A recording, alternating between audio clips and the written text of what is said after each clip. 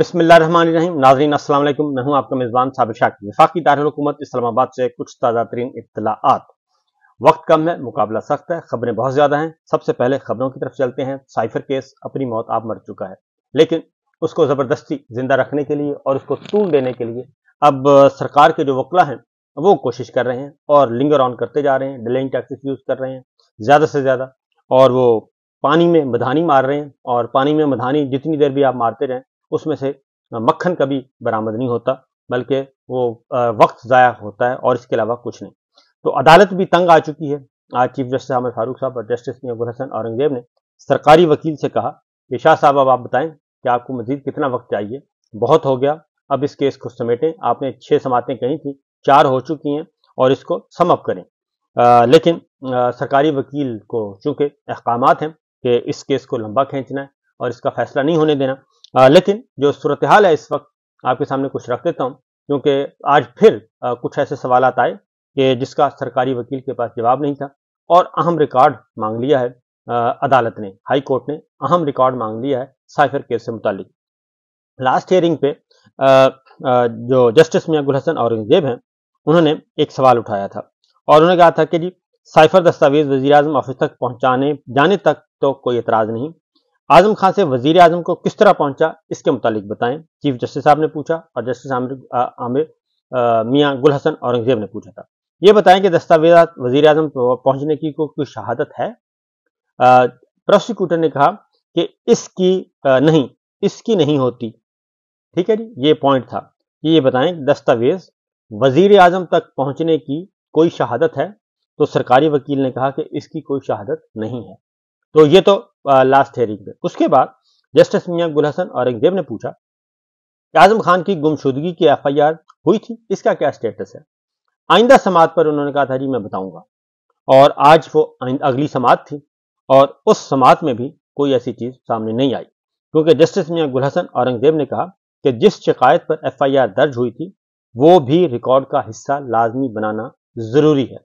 यानी कि आजम खान साहब को, आपको मालूम है ना, कि अगवा कर लिया गया था, उठा लिया गया था और उसके बाद फिर अचानक वो मंजर आम पे आ गए और फिर अचानक अदालत पहुंच गए बगैर किसी जमानत के, और फिर सब कुछ हो गया। ये सारा खेल जो है वो इस तरीके से खेला गया था। तो इसलिए उस तनाजुर में ये सारी बातें पूछी जा रही हैं। तो क्या साइफर के जरिए आने वाली तमाम खुफिया मालूमात खुफिया होती हैं? क्या साइफर के जरिए आने वाली तमाम मालूमात खुफिया होती हैं? जस्टिस मियां गुल हसन औरंगजेब ने पूछा। तो उन्होंने कहा जी हाँ, तमाम मालूमात खुफिया होती हैं। अगर कोई बैरून मुल्क से मौसम का हाल भेजे तो वो भी खुफिया दस्तावेज होगी। चीफ जस्टिस ने कहा समझने की बात है, कोई मौसम का हाल क्यों भेजेगा। सरकारी वकील ने कहा जंगी हालात में कोई पाकिस्तान से मुतालिक नक्शा किसी को दे तो वो अलग मामला है, अगर कोई थ्रेट करे तो क्या ये जानना पब्लिक का हक नहीं। जस्टिस मियां गुल हसन औरंगजेब ने कहा यानी अगर कोई मुल्क पाकिस्तान को धमकियां दे, पाकिस्तान के वजीर आजम को धमकियां दे, तो क्या पाकिस्तान की आवाम को इसका जानना जरूरी नहीं? यानी क्या वजीर आजम का फर्ज नहीं बनता तो वह अपनी आवाम को बताए कि वजीर आजम तो आवाम का नुमाइंदा होता है, उसकी जिम्मेदारी है कि वो इस तरह की धमकियों से, इस तरह की साजिशों से आगाह करे। तो आप ये कैसे कह सकते हैं? तो ये यहाँ पे सिलसिला खत्म हुआ था। उस पर आज जो डेवलपमेंट हुई जी, आज भी सरकारी वकील के पास कहने को कुछ नहीं था। तो आज जब समाअत शुरू हुई तो सरकारी वकील ने कहा जी कि दलाइल के लिए 1 दिन लूंगा। तो बैरिस्टर सलमान सफदर ने खुद 14 दिन वक्त लिया था, तो इसलिए मुझे भी वक्त दें। लिहाजा अदालत ने कहा चले जी आप समाअत शुरू करें, लेकिन आपने खुद ही कहा था कि 4-6 समातें चाहिए, तो 4 तो हो गई हैं, तो इसलिए अब शाह साहब 4 समातें हो गई हैं, अब काफी हो गया है। चीफ जस्टिस आमिर फारूक साहब ने कहा तो इसको खत्म करें। तो बहरहाल उसके बाद बयान 342 का बयान इमरान खान साहब का पढ़ा FIA के प्रोसिक्यूटर ने, सरकारी वकील ने, और उसके बाद ये वो बयान है जिस पे दस्तखत किए बगैर फैसला सुना दिया गया था। और शाह महमूद कुरैशी साहब का 342 का बयान रिकॉर्ड ही नहीं हुआ था ट्रायल कोर्ट में, और फैसला सुना दिया था। और फैसला ऐसे सुनाया था कि कॉल आई थी जस्टिस जज अबुल हसनात जुल्करनैन साहब को, इसी हेयरिंग के दौरान ही कॉल आई, वो कुर्सी छोड़ी, कमरा अदालत से निकले, जेल के अंदर ड्योडी में गए, यानी कि कॉरिडोर में गए, और वहां से एक फोन कॉल सुनी, वापस आए तो कुरैशी साहब जो है वो सदाएं बुलंद करते रहे कि आप मेरा बयान ले लें। इमरान खान साहब ने कहा जरा दस्तखत तो कर दें, तो जज साहब ने सजाएं सुनाई और निकल दिए। تو یہ اس وقت کا معاملہ ہے۔ عمران خان صاحب نے جو کاغذ لہرایا تھا کیا وہ سائفر تھا؟ اس بارے میں کوئی تسلی ہے؟ عدالت نے پوچھا، اور عدالت نے کہا کہ اس بارے میں تو کوئی تسلی نہیں کہ جو کاغذ لہرایا گیا تھا وہی سائفر تھا۔ تو عمران خان صاحب کا یہ جو بات ہے یہ اس کا ایف آئی اے کے پروسیکیوٹر کے پاس کوئی جواب نہیں تھا کہ واقعی وہ، کیونکہ وہ سائفر نہیں تھا، وہ بلکہ ہاتھ سے لکھا ہوا کچھ کاغذ تھا عمران خان صاحب نے کہ نوٹس تھے۔ تو یہ 342 کا جو بیان ہے وہ کونسل کی موجودگی میں ہوا یا غیر موجودگی میں ہوا؟ چیف جسٹس صاحب نے پوچھا۔ تو 342 کے بیان میں ٹرائل کے ہونے کے حوالے سے بھی سوال کیا گیا کہ کیسے ہوا ٹرائل اور اس کا کیا اثر پڑے گا؟ عمران خان صاحب کے وکلا کو فارغ کر دیا تھا اور سرکاری وکلا نے یہ سارا کام کیا تھا، تو اس لیے عدالت پوچھ رہی ہے۔ اعظم خان نے مقدس کتاب ہاتھ میں رکھ کر بیان دیا تھا، یہ انہوں نے کہا جی تو قرآن مجید کا نام لیں۔ چیف جسٹس عامر فاروق صاحب نے کہا کہ کیا وہ مقدس کتاب قرآن پاک تھی؟ تو انہوں نے کہا جی ہاں قرآن پاک تھا۔ تو جو گائیڈ لائنز ہیں ان کو کیا کہیں گے ہم؟ اس کو security of cipher guide lines کہتے ہیں، جو کابینہ ڈویژن نے تیار کی ہیں، اور سائفر گائیڈ لائن کتابچہ سلمان صفدر کو دے دیں۔ عدالت نے ایف آئی اے کے پروسیکیوٹر سے کہا قانون کہتا ہے کہ اگر سائفر گم یا چوری ہو جاتا ہے تو وزارت خارجہ میں سینئر سیکورٹی افسر اور آئی بی کو آگاہ کرنا ہوتا ہے۔ سائفر کی 9 کاپیوں میں سے ایک وزیر اعظم سے کاپی واپس نہیں آئی، باقی 8 کاپیوں کو ضائع کر دیا گیا، یعنی کہ واپسی کا انہوں نے بھی کوئی نہیں بتایا کہ ضائع کر دیا گیا، کس نے ضائع کیا، کس کے سامنے کہہ دیا، کیسے کیا، یہ کوئی نہیں بتایا گیا، کیونکہ اب یہ ٹوسٹ کر رہے ہیں۔ اور اس لیے ہمیں یہ بتائیں کہ سائفر قابل احتساب دستاویز ہے؟ جسٹس میاں گل حسن اورنگزیب نے پوچھا۔ تو فرض کریں کہ سائفر گائیڈ لائنز کتابچہ موجود نہیں ہے، تو جسٹس میاں گل حسن اورنگزیب نے کہا پھر کیا ہوگا؟ اور اگر سائفر قابل احتساب دستاویز نہیں تو پھر چارج کیسے بنتا ہے؟ یعنی اگر کسی کو پتہ ہی نہیں ہے سائفر کتابچہ، یا تو پہلے سے پڑھ کے پہلے بندہ اس کو پڑھائے، وزیر کو، وزیر اعظم کو، یا جو بھی آفیشل ہے، پھر اس کے بعد تو انہوں نے کہا کہ اگر سائفر کتابچہ ہی گم ہو جائے تو پھر کیا ہوگا؟ میں اسی سوال کو ایک اور طرح پوچھ لیتا ہوں۔ چیف جسٹس عامر فاروق صاحب نے کہا کہ وزیر اعظم کے پاس ایک دستاویز آتی ہے جو واپس کرنا ہوتی ہے، اگر واپس نہیں کرتے تو جرم ہے۔ تو ایف آئی اے کے پروسیکیوٹر نے کہا جی جرم ہے۔ تو یہ انہوں نے کہا یہ کیسے جرم ہے، یہ آگے جا کے تو جسٹس میاں گل حسن اورنگزیب نے کہا کہ عمران خان کے 342 کے بیان کو دیکھیں، ٹی وی انٹرویوز کو کیا کرنا ہے، کیونکہ وہ ٹی وی انٹرویوز دکھا رہے تھے، اور اے آر وائی پہ کوئی ٹی وی انٹرویو تھا عمران خان صاحب کا، کوئی تھا، تو انہوں نے کہا کہ یہ ٹی وی انٹرویوز کو چھوڑیں، آپ ان کا سٹیٹمنٹ پڑھیں 342 کا، جو عدالت کے ریکارڈ کا حصہ ہے۔ فرض کریں ایک کلاسیفائڈ ڈاکومنٹ کا وجود نہ ہو تو اس پر چارج کیسے لگ سکتا ہے؟ جسٹس میاں گل حسن اورنگزیب نے کہا سائفر کیس میں 2 الفاظ پر فرد جرم عائد ہوئی، یہ ایک ڈاکومنٹ اور دوسرا معلومات ہے، اور آفیشیل ڈاکومنٹ واپس نہیں کیا جاتا، اور جو اسے آفیشیلی واپس کرنا ہوتا ہے تو وہ جرم ہے۔ چیف جسٹس کا استفسار نے پوچھا جی کوئی آفیشیل ڈاکومنٹ واپس نہ کرنا جرم ہوگا؟ ایف آئی اے پروسیکیوٹر کی جانب سے آفیشیل سیکرٹ ایکٹ کے سیکشن 5 کو عدالت کے سامنے انہوں نے پڑھا۔ آج کی سماعت چیف جسٹس صاحب نے کہا کہ آج کی سماعت ہم ختم کرتے ہیں، اور شاہ صاحب آپ مزید کتنا وقت لیں گے؟ اور چیف جسٹس عامر فاروق صاحب نے کہا، تو انہوں نے کہا جی میں نے 4 سماعتیں مطلب 4 پورے دن کہا تھا، ایف آئی اے پروسیکیوٹر نے کہا، تو آپ کو ہمیں واضح بتانا ہوگا کہ آپ مزید کتنا وقت آپ کو چاہیے۔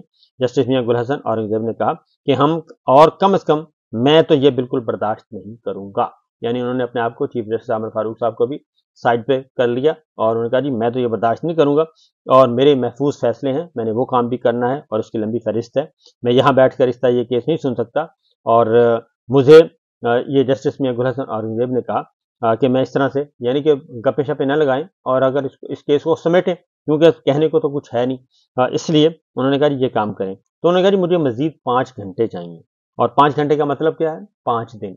تو یہ سچویشن ہے، کیونکہ روزانہ 1 گھنٹہ وہ لیتے ہیں، اور سماعت جو ہے وہ 6 مئی تک ملتوی کر دی گئی، اور مزید یعنی کہ 4 دن اور ڈیلے کر دیا گیا۔ آج 2 تاریخ ہے، اور 4 دن کے بعد سماعت ہوگی 6 مئی کو۔ اب اس دوران ایک اور کام کیا گیا، اور وہ یہ کیا گیا کہ اعظم خان صاحب، کیونکہ عدالت نے کہا کہ اگر اعظم خان صاحب کا بیان ہی اگر اس میں سے نکال دیں تو پیچھے رہ کیا جاتا ہے، تو اعظم خان صاحب جو ہیں اصل جو ہے وہ معاملہ پرنسپل سیکرٹری اعظم خان صاحب انہوں نے کہا جی ان کا ریکارڈ لے کے آئیں، اور وہ جو ایف آئی آر ان کے اغوا کا جو ایف آئی آر درج ہوئی تھی اس کا کیا بنا، اور اعظم خان صاحب کا کیا بنا، کیونکہ وہ ملزم تھے، ان کا کیا بنا، اور ان کو کوئی چارج کیا گیا، ان کو کوئی کیا گیا، ان کا ٹرائل کیا گیا، ان کو چالان کیا گیا، کوئی ریکارڈ تیار کیا گیا، اور پھر وہ واپس کیسے آئے، واپس آ کے انہوں نے یہ سارا جو کیس ہے اس کس طریقے سے وہ ملزم سے گواہ بن گئے، کیونکہ ملزم کو گواہ وعدہ معاف گواہ بنانے کا بھی ایک پروسیجر ہوتا ہے، تو یہ اچانک ہی سب کچھ کر لیا گیا تھا، اسد عمر صاحب کو نکال دیا گیا تھا اور یہ سب کچھ اس طریقے سے کیا گیا، لہٰذا یہ ریکارڈ مانگ لیا گیا ہے اور 6 تاریخ رکھی گئی ہے نیکسٹ ہیئرنگ کے لیے، نمبر 1۔ نمبر 2 جی، ایک اور چیز ہے اور وہ ہے وائٹ پیپر پاکستان تحریک انصاف نے شائع کر دیا ہے، اس کی ڈیٹیل انشاءاللہ میں لائیو سے جو کروں گا لائیو سیشن اس میں ساری تفصیل بتاؤں گا، کیونکہ وہ بہت ڈیٹیل کے ساتھ ہے۔ عمران خان صاحب سے پاکستان تحریک انصاف کے رہنماؤں نے آج ملاقات کی اور حسب معمول جیل حکام نے تنگ کیا، ان کو باہر آ کے احتجاج بھی کیا، سینئر رہنما تھے پاکستان تحریک انصاف کے، تو عمران خان صاحب نے ان کو واضح طور پر میسج دے دیا پاکستان اپنی پارٹی رہنماؤں کو کہ یہ ڈیل شیل والا بالکل جا کے صاف کر دیں کہ ڈیل کا سوال ہی پیدا نہیں ہوتا، کوئی ڈیل نہیں ہوگی، کوئی NRO نہیں ہوگا، نہ لیں گے نہ دیں گے، اور ہر چیز ہم میرٹ پہ چاہتے ہیں، free and fair election, free and fair نتائج، فری اینڈ فیئر ٹرائل، اور ہم آئین اور قانون کے مطابق چلیں گے اور اس کے علاوہ نہ ہی کسی کے روب میں آئیں گے، نہ ہی کسی سے مرعوب ہوں گے، لہٰذا یہ جو چیز ہے اس کو تو آپ جا کے باہر بتا دیں۔ دوسرا، قاضی فائز عیسیٰ صاحب کے بارے میں بھی آپ باہر جا کے بتائیں کہ چیف جسٹس قاضی فائز عیسیٰ جو ہے وہ بدستور، وہ بھرپور طریقے سے اس سارے کھیل کا حصہ ہیں اور ابھی بھی وہ یہ کام کر رہے ہیں، اور ان کا پاکستان تحریک انصاف کے خلاف جو ماندانہ رویہ ہے اور جو انتقامی کارروائیاں ہیں وہ اس کا حصہ تھے، اس اسکرپٹ کا حصہ ہیں جو پاکستان تحریک انصاف کے خلاف ہوا، اور اس میں ایک اہم کردار ہے جسٹس قاضی فائز عیسیٰ صاحب، لہٰذا ان کو سپیئر کرنے کی کوئی ضرورت نہیں ہے اور نہ ہی ڈرنے کی ضرورت ہے، لہٰذا ایک تو یہ بات ہوئی۔ دوسرا، آج حیرت انگیز طور پہ ایک اور کام بھی ہوا ہے اور وہ یہ ہوا ہے جی کہ سیکریٹری الیکشن کمیشن عمر حمید صاحب تھے، وہ عین اس وقت ریزائن کر گئے جب یہ الیکشن ابھی ہوئے نہیں تھے، الیکشن ہونے تھے، الیکشن سے پہلے وہ ریزائن کر گئے۔ پہلے انہوں نے چھٹی پہ جانے کی کوشش کی، چھٹی پہ نہیں جانے دیا گیا، لیکن پھر انہوں نے کہا جی میں تو نہیں کام کر سکتا، پھر وہ چلے گئے۔ پھر خبریں آئیں کہ جی ان کی چیف الیکشن کمشنر سے بڑے اختلافات ہیں، تو وہ ان کو گھر بھیج دیا گیا، اور اطلاع یہ تھی کہ وہ اتنا زیادہ بوجھ نہیں برداشت کر سکتے جتنی زیادہ دھاندلی کا پلان تھا، لہٰذا وہ چلے گئے۔ اب ان کی جگہ پہ ایک اور صاحب کو سیکریٹری الیکشن کمیشن لگا دیا گیا۔ اب یہ ہوا ہے کہ انہوں نے استعفیٰ دے دیا اور عمر حمید صاحب کو دوبارہ لے آئے ہیں۔ یہ کھیل کھیلا جا رہا ہے، اور کیوں کھیلا جا رہا ہے یہ میرا خیال ہے کہ کچھ دنوں میں اس خبر کا بھی اندازہ ہو جائے گا کہ یہ آخر ماجرا کیا ہے، کہ عمر حمید صاحب سیکریٹری الیکشن کمیشن تھے، انہوں نے خود انکار کیا، چلے گئے، استعفیٰ دے دیا، استعفیٰ منظور ہو گیا، اور 2 مہینے کے بعد الیکشن ہو گئے، الیکشن ہونے کے بعد جو موجودہ سیکریٹری الیکشن کمیشن ہے وہ چلے گئے، انہوں نے استعفیٰ دے دیا، پرانے والے واپس آ گئے۔ آخر یہ ماجرا کیا ہے آنے والے دنوں میں انشاءاللہ پتہ چل جائے گا۔ اجازت دیجیے، اللہ حافظ۔